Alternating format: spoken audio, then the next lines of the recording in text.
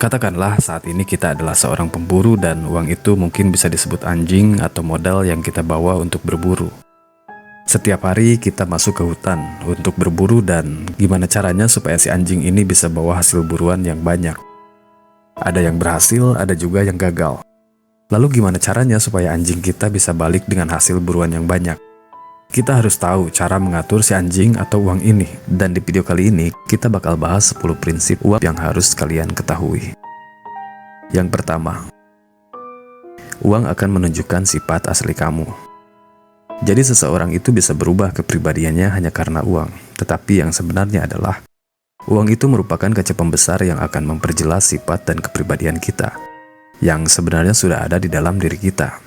Contohnya begini, kamu dulunya sangat pelit saat nggak punya uang, lalu tiba-tiba kamu jadi kaya dan bukannya jadi dermawan, kamu justru malah makin pelit karena kamu berpikir cari uang itu sangat susah. Ngapain juga harus jadi royal setelah kaya? Uang itu nggak punya kekuatan untuk merubah kepribadian kamu, yang jelas uang hanya akan memperjelas jati diri seseorang. Prinsip kedua, jangan pernah menghamburkan uang sebelum kamu memilikinya. Nah, yang lagi rame sekarang ini, di semua marketplace kita diberikan suguhan pay later. Bisa beli sekarang, bayar kemudian hari. Hal ini justru akan membuat kita semakin susah. Hidup kita hanya akan terjerumus dalam jerat hutang. Hayo, siapa yang suka banget pakai pay later? Mulai sekarang kurang-kurangin deh belanja pakai pay later. Soalnya gini, bayangin aja kalau misalkan uang kita habis setiap bulan bahkan sebelum gajian.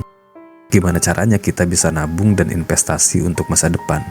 Bukannya sejahtera di masa tua, malah justru kita dipersulit hidupnya dengan kelakuan kita yang suka ngutang.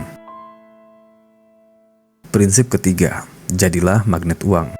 Kebayang nggak gimana bahagianya hidup kita kalau kita kemana-mana, dimanapun, kapanpun uang itu justru terus mengikuti kita dengan sendirinya. Bukan kita yang mengejar, tapi malah uang itu sendiri yang datang pada kita. Terdengar mustahil sih, tapi nggak perlu pesimis juga. Prinsip ini beneran ampuh. Pernah ngerasa atau ngalamin saat kita benar-benar mengejar uang, semakin uang itu dikejar, semakin uang itu lari jauh meninggalkan kita. Bahkan untuk meminjam pun kita seperti nggak bisa dapetin uang itu. Jadi fokus kita untuk menjadi magnet uang adalah dengan cara tingkatkan value dan skill dengan cara menjadi orang yang lebih bermanfaat untuk orang lain. Otomatis uang itu akan selalu datang menemui kita di mana-mana. Prinsip keempat, investasikan waktu sebelum kamu investasikan uang. Khusus buat kalian yang masih muda, ini sangat penting karena kamu masih banyak waktu, jadi investasikan waktu kamu sebaik mungkin dan sebanyak mungkin pada hal-hal yang bisa meningkatkan value kita. Intinya investasikan dulu semua pada diri kita sendiri sebelum kamu investasikan pada hal-hal yang lain. Percuma juga kalau misalkan suatu saat kamu banyak uang, tapi nggak bisa mengendalikan uang kita, mau diapain atau dikemanain, karena kita telat belajar skill, cara kelola, dan menghasilkan uang. Warren Buffett pernah ngomong gini, selama kamu belum bisa menghasilkan uang, saat tidur kamu hanya akan terus bekerja sampai mati. Ngeri nggak tuh? Prinsip kelima. Prinsip ampuh yang kelima ini, semakin kita banyak belajar, semakin kita banyak menghasilkan. Paham nggak maksudnya? Jadi gini, kalau kita mau jadi magnet uang, tentu saja kita harus menambah value dan skill kita. Seperti pada prinsip sebelumnya, namun 1 atau 2 skill saja mungkin akan sangat terasa kurang. Jadi supaya kita bisa menghasilkan uang lebih banyak, tentu saja kita harus pelajari berbagai skill.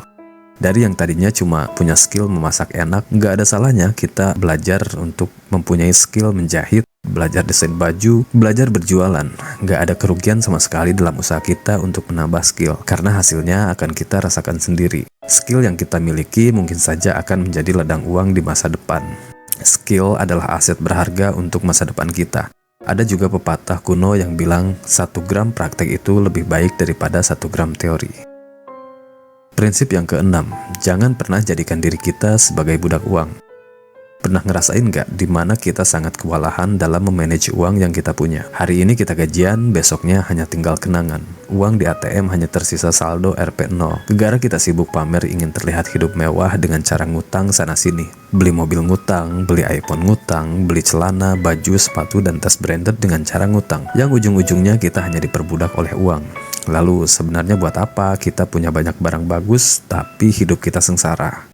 Kalau kebetulan kamu di posisi ini, segera berhenti, jangan mau diperbudak oleh uang. Pinter-pinterlah kita ngatur uang, pahami sifat kebutuhan dan keinginan. Sisihkan buat tabungan, investasikan. Kita hidup bukan untuk bekerja mencari uang, menghabiskan uang dan bekerja lagi, terus-menerus sampai mati. Tapi kita hidup untuk menikmati dan bersyukur atas apa yang telah diberikan oleh Tuhan.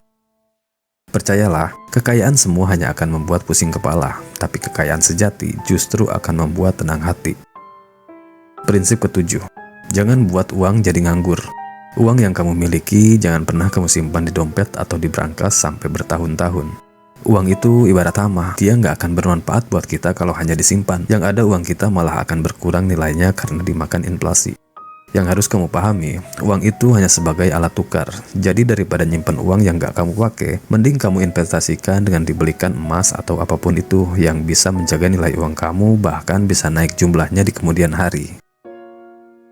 Prinsip ke-8, belanjakan sedikit uang dari yang kamu hasilkan. Belajar mengontrol pengeluaran itu sangat penting, karena dasarnya, mau berapapun penghasilan kita per bulan, kalau kita belanjakan lebih banyak atau sama dengan uang yang kita hasilkan, maka itu sama saja bohong. Pernah dengar umpatan gini, jadi orang kaya kok pelit? Terus pas kita belanja, nemu orang yang gak mau kembalian uangnya dengan permen. Sebenarnya mereka bukan pelit, mungkin saja mereka sangat paham cara mengeluarkan uang. Makanya mereka bisa kaya.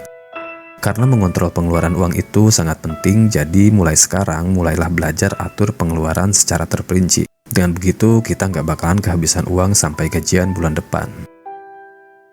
Prinsip ke-9, jangan jadikan uang sebagai penguasa. Anggap saja kita sebagai panglima perang dan uang adalah prajurit terbaik dan setia. Mereka harus dan selalu bersiap untuk bertempur menghadapi ancaman keuangan kita. Ketika kita bertemu dengan keadaan darurat, uang sebagai prajurit setia sudah siap dengan kemenangan melawan musuhnya. Karena sejatinya uang bukanlah tujuan.